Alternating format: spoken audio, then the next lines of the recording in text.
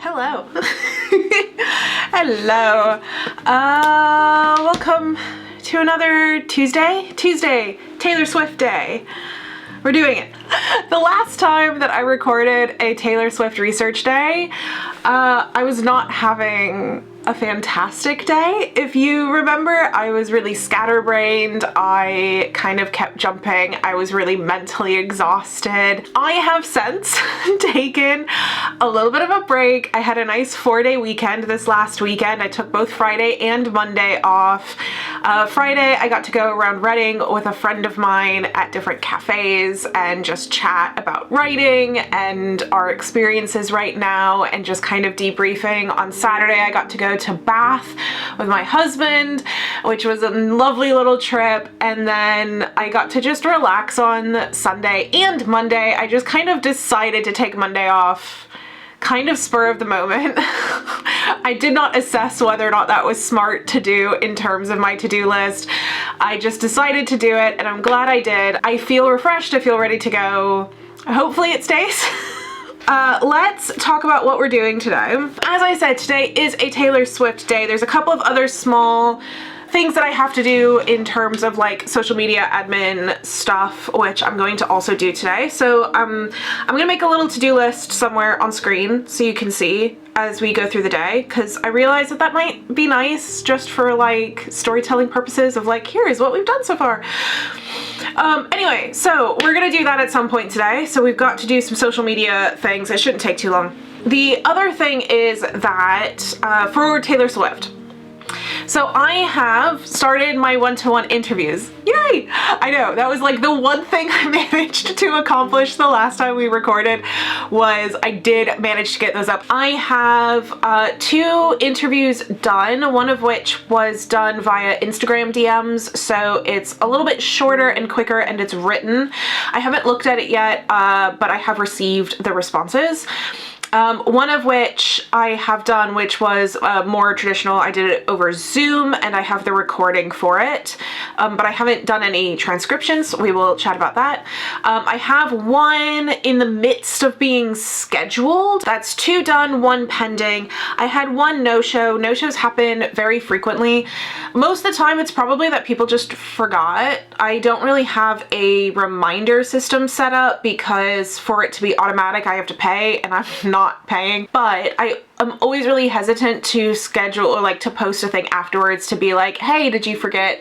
Because it also could be that that's people's ways to remove consent. So I no longer want to do this, so I'm gonna just not show up because I don't wanna go through the hassle of telling somebody no, even though all they have to do is tell me no and I'm totally okay with it. I don't hold it against anybody. So I can imagine that maybe somebody maybe doesn't want to, and I never want to chase somebody who is withdrawing consent because that can be read problematic if you are withdrawing consent and then someone's chasing you being like, why'd you leave? Kind of where we're at in terms of the project. So on today's schedule, in terms of the project, we need to actually transcribe my interview with my participant, who I'm calling Veronica. That's her pseudonym that I'm using for the project. Figured this would be a really good chance to talk a little bit about my transcription process and what I do and why I do it, particularly for those of you who also do social research, because I have some shortcuts that I do. The other thing is that I have heard back from an agent, and essentially I need to redo the proposal. It was kind of like a redo the proposal and get back to me kind of hearing back. So I need to edit those stuffs. Also, some of the topics that I said I was going to bring up in the book, I drafted up in the very early stages of the project. As you remember, a lot of it was me guessing as to what was going to be relevant just based off of having existed a little bit on forums and things like that. And it turns out based on just like 2 conversations that I've had so far, there are a couple of different topics that I didn't discuss or I don't have laid out as discussion points for the book that I think would be really, really important talking points.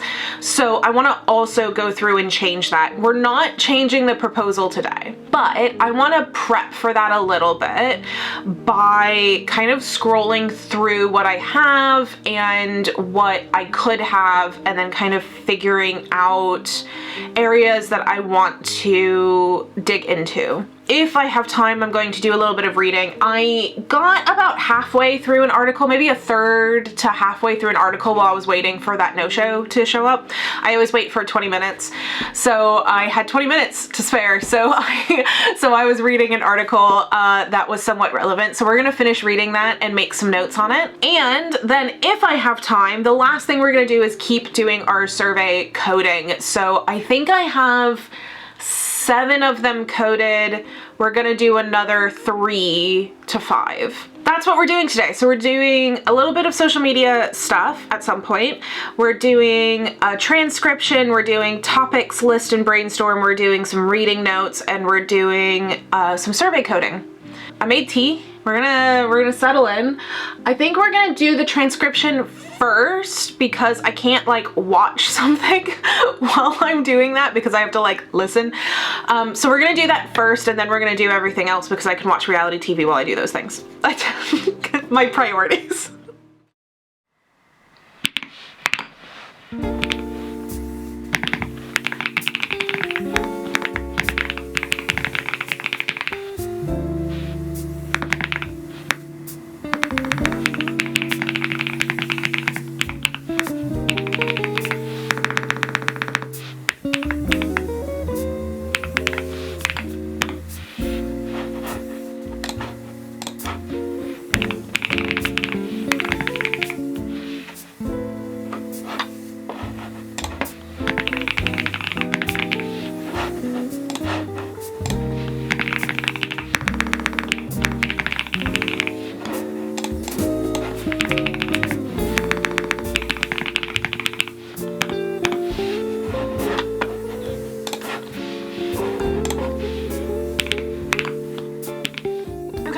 I'm about 9 minutes in. I wanted to get at least a little bit of the transcription done before I explained how I do it so I can actually have like example. So let me show you what my actual transcription looks like because it might be a little different than what maybe you're used to. All right, so first off, this right here is the actual audio. So I'm about 9 minutes into it. And here we have, well, let me turn up my brightness just to make sure you can see. All right. And here we have my actual transcription. So I have Veronica up here. So this is the timestamp of the topic. And then I list out here what the topic is. So this one was the question that I had, or if we end up kind of flipping to a different topic just through conversation, I'll probably put it here. And then this is just a bullet point of, of what she said. So she said still those two, and then I said, how do you feel about life of a showgirl? So she had some clarifying questions about how the interview happens. I don't need to write those down because they were more informative for her rather than for me. So I just wrote down she had some clarifying questions about how the interview happens. How do I feel about that, about life of a showgirl? And then these are her notes. Might not be her best. She's been a fan, quote, forever, basically. Quote, lived through comings and goings of style. She has more resistance towards more mainstream commercial pop. Question about whether or not I'm a fan. So this is, again, a question to me. So this is kind of just a note again. So you can see that it's not like word for word, but there are quotes here. So this is an actual exact quote. This is an actual exact quote. I have an exact quote here and here. So she says, I'm always 3 years younger than her. And then she kind of hesitated and said, no, 5, and then did the math and said, yeah, it's 5. I've never felt far from her lyricism and her words is an exact quote. And then it kind of goes into some more just notes about things. And then these are some other ones. Again, this is an exact quote that I wrote down her whole thing. She got interrupted by her dog partway through, so I had to put that in. Basically, I don't transcribe the entire thing word for word. I make notes of what has happened. I also, as you can see, I took note of the actual like point in the audio. So I start talking about life of a showgirl at minute 1. I'm 9 minutes in and she's still talking about life of a showgirl. so I'm not going to change topic. I'm just going to kind of keep putting things in there.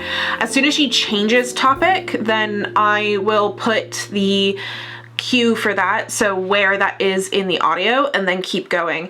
Basically what this means is that I've written down word for word the things that I think I might want to quote directly, or maybe she put in a really interesting way. I really like the way she said it, or maybe I just find it more compelling the way she said it, or my own words are basically going to be the same as hers, so I might as well just quote it. Things like that. So I will put it in quotes when it is her actual quote, but the rest of it is just kind of the notes of the gist of what she was saying. I find this a lot more useful than a direct kind of line for line citations of stuff. A, it's much faster. B, I am not going to quote every single thing word for word, in which case being able to know roughly what they said is more important, because then when I say, oh, 5 people said that they wouldn't buy Life of a Showgirl, let's just say that's a point that I'm trying to make. I don't need to have her quote on exactly what she said about it. I can just say she said she wouldn't buy it. But then I have a couple of quotes that are a bit more relevant in regards to it if I find it important. But I do have the time stamp of when things were happening, because let's say I don't think it's really important to have her quote about exactly why she wouldn't buy Life of a Showgirl, so I skipped that bit. I just kind of said she wouldn't and I moved on. If later when I'm writing the piece I go, oh, actually I might want to quote that, I know exactly where it was because I have the timestamp, and it makes it easier to go back and find that bit and then listen to it, and then I can transcribe just that bit if I need to without needing to transcribe the entirety. So it's just kind of a quick handy shortcut for transcriptions. So I am 9 minutes in. We're gonna keep doing this. I've got an hour and a half. This interview went for an hour and a half. So 9 minutes into an hour and a half.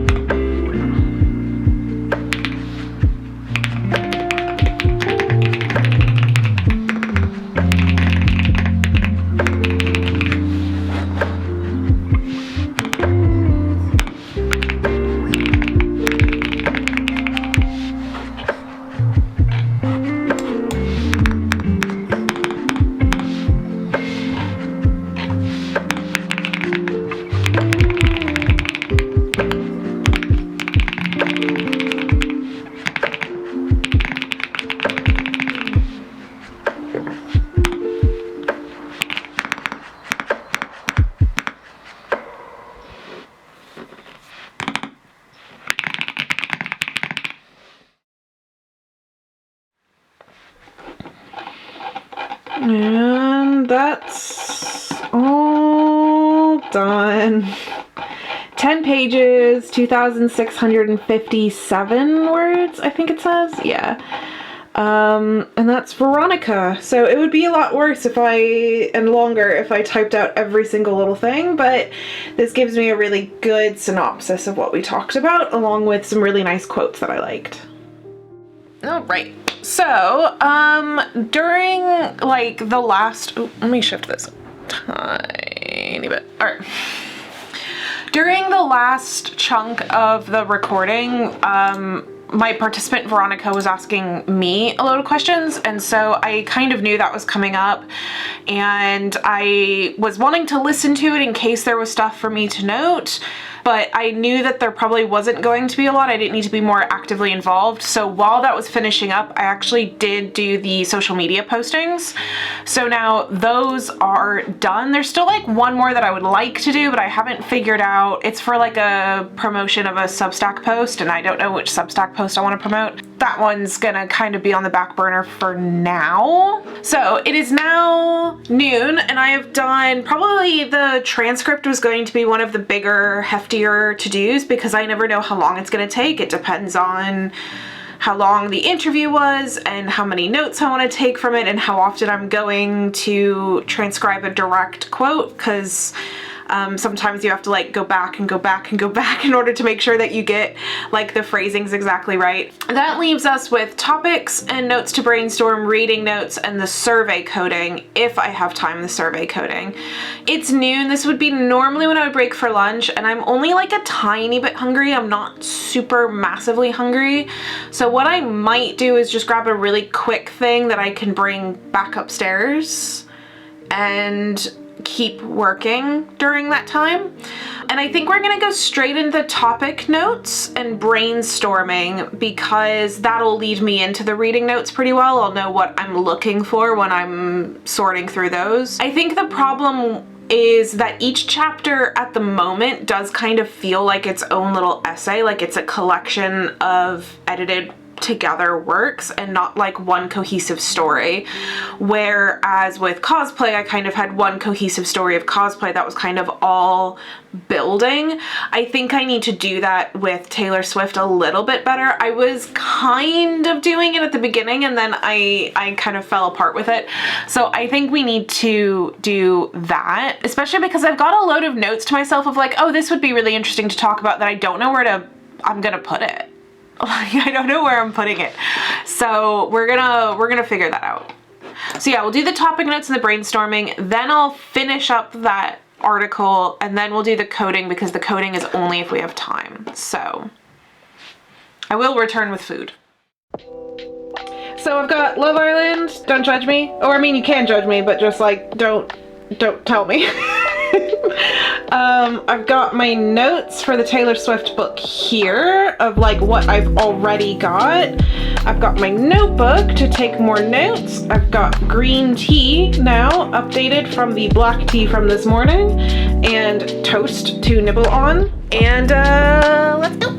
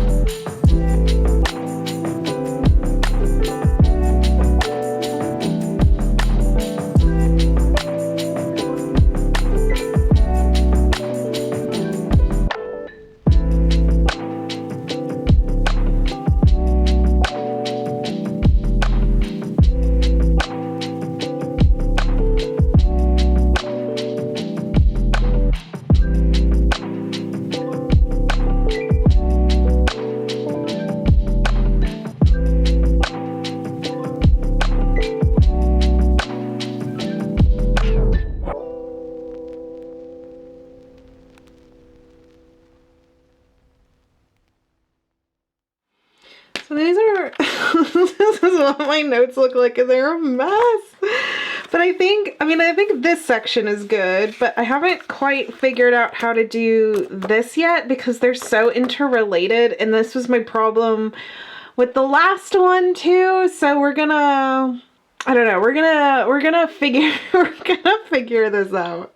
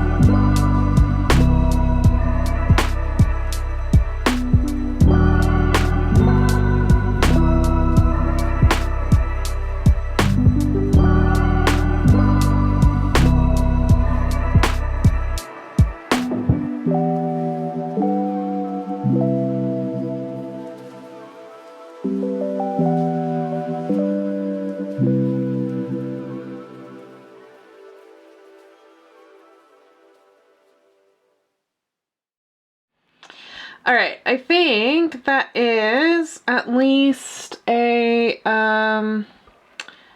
rough take there. It's overly simplified, and I probably might add one or two more. I want to wait until I've done maybe 2 more interviews and then I'll finalize it, but I think it's way simplified, which I think is the better option.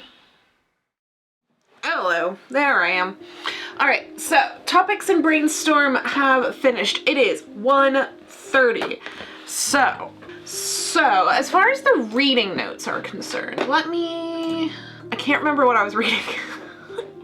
Yes, okay, so here we go. So I kind of half read this post or this article from Social Media and Society on, so there's this like fan conspiracy theory thing in Taylor Swiftum called Gaylore, which is the theory that Taylor Swift is gay secretly, and there's messages for it throughout a load of her music. So I was going to mention this in passing previously in like my original structure. However, I think that I want to do like a whole deep dive on the conspiracy theories associated with Taylor Swift, because I think there's a lot of it, and I think there's a whole way that her fandom has been set up that actually promotes conspiracy theories. So I want to talk about it a little bit more extensively. So not necessarily gay lore, but also conspiracy theories and how it works and its relation to like Easter eggs and stuff like that. I was partway through reading this when I was waiting for my my participant to show up, because the participant that I was going to be interviewing made a comment in like one of the responses on their survey that made me feel like they were a gaylord. I wanted to find out more. Unfortunately, they didn't show up, so but it kind of led me down this rabbit hole. So I think we're gonna finish reading this, and then we're going to do some survey coding, and I can talk a little bit about how that works afterwards.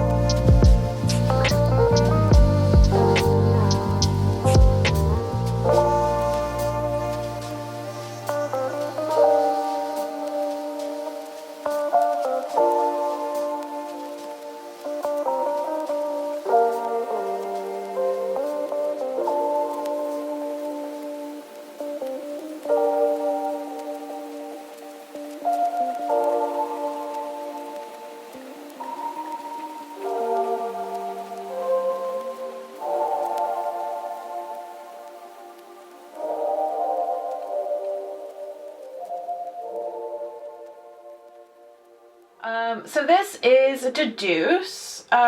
This is what I am using in order to actually sort through my information on Taylor Swift. Been talking a lot about coding, so I thought I would explain what that means. So basically a code is just like this list here. It's basically themes and ideas that come up in the research.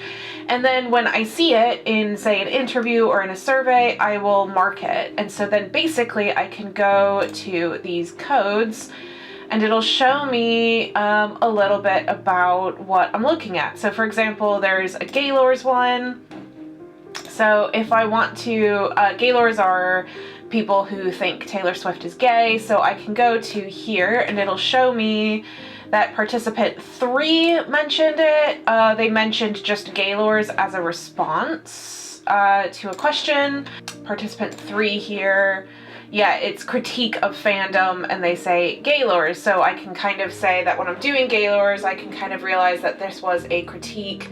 People don't like them, stuff like that. So that's kind of the idea, is that you can kind of look through and figure out what all we've got. We've got cringe, for example, so there's all sorts of things. I've got the Taylor can't come to the phone right now bit is cringe. Somebody said this is cringe to photo 2, I think, photo 3. Sometimes it can be a little corny. Girl, you're too old for this kind of title. So these are some cringe references. So it just means that when I'm then going through and actually writing about cringe, I actually have some really good resources without needing to go too deep into it. So I have done so far, I believe, up to participant 6. So I am now going to be going through to starting with participant 7, and I'm going to try to do 7, 8, and 9 at the very least, and see if I can get any more than that. But we're going to start with this.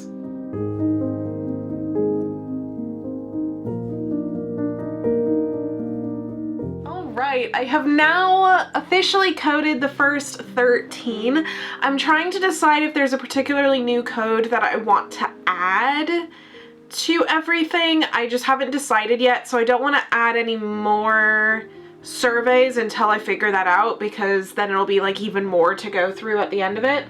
But yeah, so that's it. We ended up coding, because where did I end off on? It was 7? So I think I did 6. I did 6 or 7. I can't remember which one. I did Veronica. I did a couple of surveys. I did 6 or 7 surveys. I brainstormed my new list, and I finished reading an article.